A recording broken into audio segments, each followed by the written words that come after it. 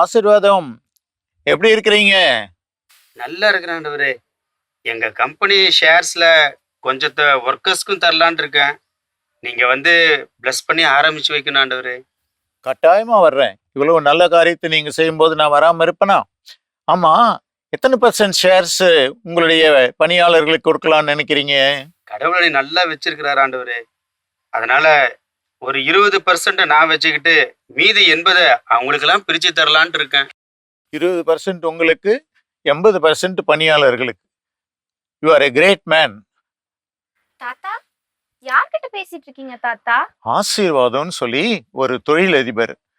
அவரு என்ன செய்ய போறாருன்னா, தன்னுடைய கம்பெனியினுடைய பங்குகளை 20% மட்டும் அவர் வச்சுக்கிட்டு 80% அவருடைய பணியாளர்களுக்கெல்லாம் கொடுக்க போறாராம். எப்ப நம்ம மற்றவங்களுடைய வளமையான வாழ்வுக்கு அவங்க நல்லா இருக்கணும்னு சொல்லி நினைச்சு வேலை செய்யறோமோ, அப்போ கடவுள் நம்மையும் உயர்த்துவார். இப்போ இன்னும் கொஞ்ச நாள்ல நம்ம கிறிஸ்துமஸ் திருவிழா கொண்டாட போறோம்.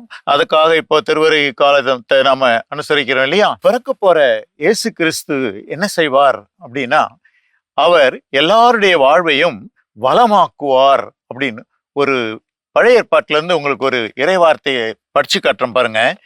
ஏசாயா 35வது அதிகாரத்துல அவர் வரும்போது, அதாவது மெஸ்ஸியா வரும்போது காலத்துல எப்படி இருக்கும்?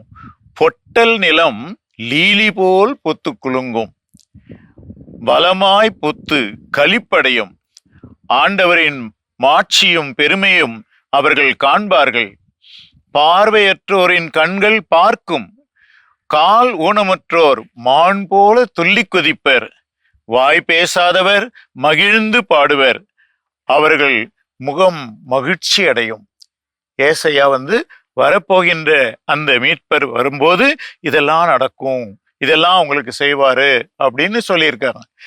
ஆண்டவர் இயேசு பிறந்த பிற்பாடு நமக்கு தெரியும், இயேசு பிறந்து வளர்ந்து தன்னுடைய பொதுப்பணி காலத்துல இதை எல்லாவற்றையுமே செஞ்சு காட்டினார். வாய் பேசாதவங்கள பேச வச்சு காட்டினாரு, கண் பார்வை இல்லாதவர்களுக்கு கண் பார்வை கொடுத்தாரு, பசியா இருந்தவர்களுக்கு உணவு கொடுத்தாரு.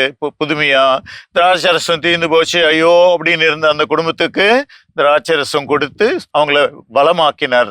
எனவே கடவுளுடைய வேலை, நாம் பிறந்திருக்கும் இயேசுனுடைய வேலை என்னன்னா, மனிதர்களுடைய வாழ்வை வளமாக்குவது, அவர்களுக்கு வளமான வாழ்வை தருவது. கிறிஸ்துமஸ் கொண்டாடுற நாமும் இயேசுவை போலவே மற்றவங்களுடைய வாழ்வை வளமாக்குவதற்கு நம்மால முடிஞ்ச எல்லாத்தையும் செய்யலாமா? செய்வோம் தாத்தா.